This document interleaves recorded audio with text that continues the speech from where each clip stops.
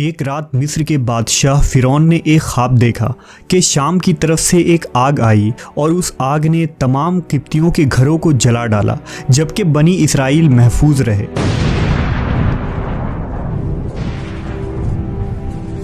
दहशत के आलम में बेदार होने के बाद फ़िरौन ने तमाम काहिनों और नजूमियों को जमा करके अपना ख्वाब बयान किया। नजूमियों ने उसे बताया कि बनी इसराइल में एक बच्चा पैदा होगा जो फ़िरौन की बादशाहत को ख़त्म करेगा।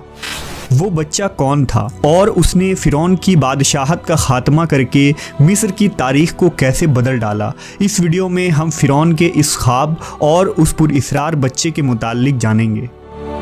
फ़िरौन खुदाई का दावेदार और बड़ा जालिम और जाबिर बादशाह था। उसने बनी इसराइल को अपना ग़ुलाम बना रखा था। हालांकि वो हज़रत यूसुफ़ अलैहिस्सलाम के ज़माने से वहाँ रहा करते थे। हज़रत यूसुफ़ ने अपने वालिद हज़रत याकूब और अपने भाइयों के लिए ज़मीन का एक हिस्सा उस वक्त के फ़िरौन बादशाह रयान बिन वलीद से हासिल किया था। हज़रत याकूब की यही नस्ल बनी इसराइल कहलाई, जो मिस्र में खूब फली फूली। ये लोग हज़रत याकूब के दीन के पैरोकार थे, लिहाजा उस वक्त अल्लाह के नज़दीक ये सबसे बेहतरीन जमात थी। उन्होंने फ़िरौन को सजदा करने और उसे अपना रब मानने से इनकार कर दिया था। इसी वजह से बादशाह और उसके हवारी उन पर जुल्म और सितम के पहाड़ ढाते और उनसे घटिया काम करवाते थे। फ़िरौन ने जब अपना ख्वाब काहिनों और नजूमियों को बताया तो उन्होंने इसकी ताबीर ये बताई कि बनी इसराइल में एक बच्चा पैदा होगा और उसके हाथों अहल मिस्र की हलाकत होगी। बनी इसराइल के यहाँ भी शुरू से ही यही बात मशहूर थी, लिहाजा इस ख्वाब के बाद वो मज़ीद फ़िक्रमंद हो गया और उसने हुक्म जारी कर दिया कि बनी इसराइल में पैदा होने वाले तमाम लड़के कत्ल कर दिए जाएं। इस हुक्म के मुताबिक फ़िरौन के हवारी और उसके सिपाहियों ने हर मुमकिन कदम उठाया ताकि कोई भी नौमौलूद लड़का ज़िंदा ना बच पाए, लेकिन अल्लाह के फ़ैसले अटल होते हैं। देखते ही देखते बनी इसराइल के हज़ारों नौमौलूद बच्चे ज़बह कर दिए गए। फिर एक वक्त वो आया कि जब किप्ती सरदारों ने फ़िरौन से कहा कि अगर बनी इसराइल के लड़कों का इसी तरह कत्ले आम होता रहा तो हमें आइंदा खिदमतगार मिलना मुश्किल हो जाएंगे और फिर हमारे ये कमतर, घटिया और गलीज़ काम कौन करेगा। इस पर फ़िरौन ने हुक्म जारी किया कि 1 साल छोड़कर बच्चे कत्ल किए जाएँ।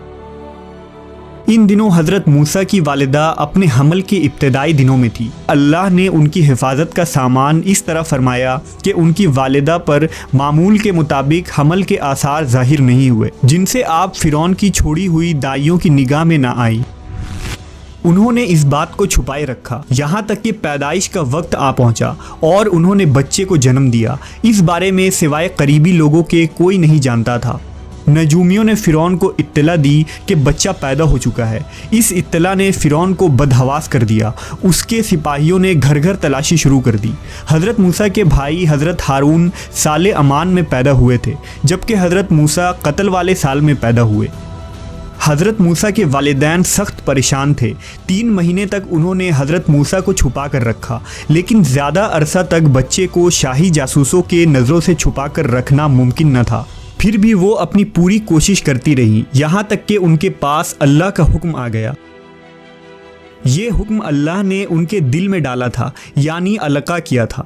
हज़रत मूसा की वालिदा के दिल में ख्याल आया कि ताबूत की तरह एक संदूक बनाया जाए और उस बच्चे को उस संदूक में रख कर दरियाए नील के बहाव पर छोड़ दिया जाए। हज़रत मूसा की माँ ने अल्लाह के हुक्म के मुताबिक बच्चे को संदूक में रखा और दरिया में छोड़ दिया। साथ ही मूसा अलैहिस्सलाम की बहन से कहा कि तुम इसके पीछे पीछे चलती जाओ।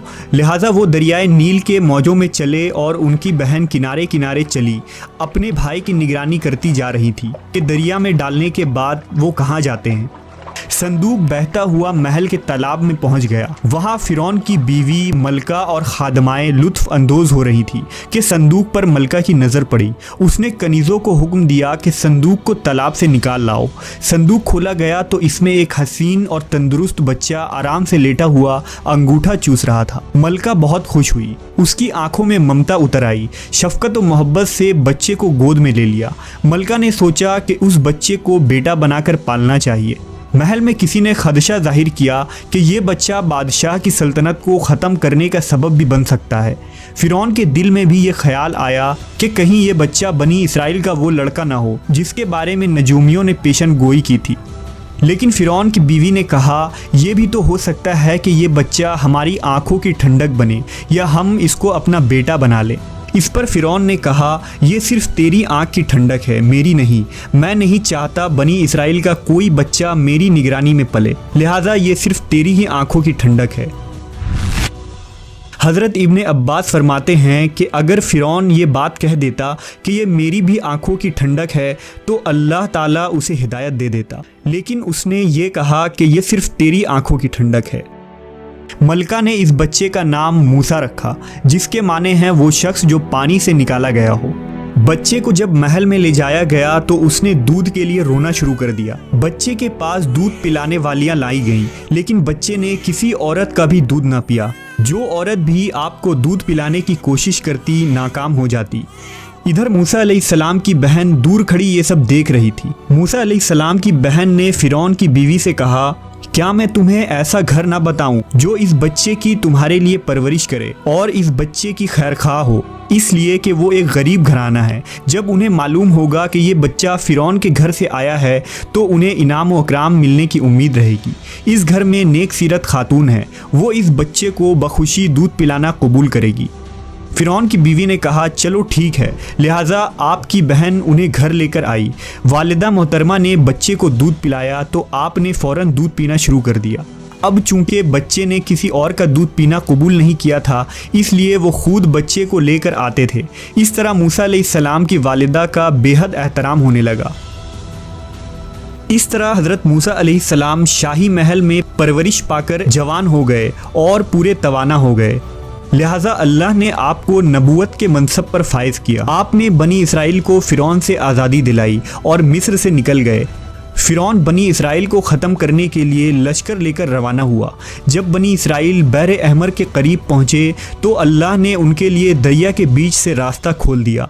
ये वही मौका था जब फ़िरौन का वो ख्वाब पूरा होने वाला था और उसकी बादशाहत और लाओ लश्कर तबाह व बर्बाद होने वाली थी। बनी इसराइल तो समुंदर के पार चले गए, मगर जब फ़िरौन अपने लश्कर समेत उनके पीछे आया तो समुंदर का ये रास्ता बंद हो गया और वो अपने लश्कर समेत उस समुंदर में गर्क हो गया।